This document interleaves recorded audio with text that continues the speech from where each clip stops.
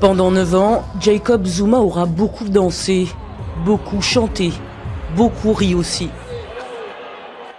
Mais la fin de partie a sonné pour celui qui aura survécu à 8 motions de défiance. Et ce sont ses frères d'armes de l'ANC qui l'ont poussé vers la sortie.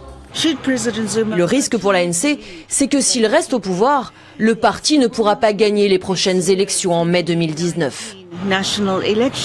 Plus question en effet de porter plus longtemps les turpitudes du président sud-africain. Et pourtant, pendant des années, le parti au pouvoir a fermé les yeux, laissant le soin à l'opposition de dénoncer les scandales de corruption à répétition au sommet de l'État. En 2014, les Sud-Africains apprennent que Jacob Zuma a fait rénover sa résidence privée à Nkandla aux frais de l'État, 20 millions d'euros. L'opposition lui demande de rembourser. Fin de non-recevoir du président. Je ne rembourserai rien, rien. Face au tollé, il se ravise et accepte d'en rembourser une partie au moins. En 2016, pas de répit, le Gupta Gate éclate. Jacob Zuma serait sous influence des Gupta, richissime famille d'origine indienne, très proche du président. De très nombreux marchés douteux en ont résulté.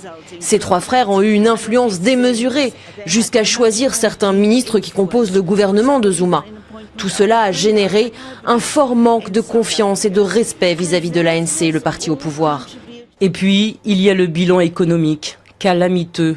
En 2014, l'ancienne première puissance du continent se fait damer le pion par le Nigeria. Croissance anémiée, faibles investissements étrangers et un chômage qui frôle les 36%. Pire, selon un audit public, 5% du PIB, 9% des dépenses publiques seraient détournées chaque année. Ça ne passe pas. Cyril Ramaphosa, l'homme qui a pris la tête de l'ANC en décembre dernier, l'a bien compris. Nous allons continuer à combattre la corruption et à nous assurer que ceux qui sont corrompus et qui ont volé l'argent des pauvres soient jugés. Un message à peine voilé à destination de celui dont il rêve de prendre la place. D'ailleurs, l'immunité judiciaire a été refusée à Jacob Zuma et c'est Cyril Ramaphosa qui l'a annoncé le 8 février dernier.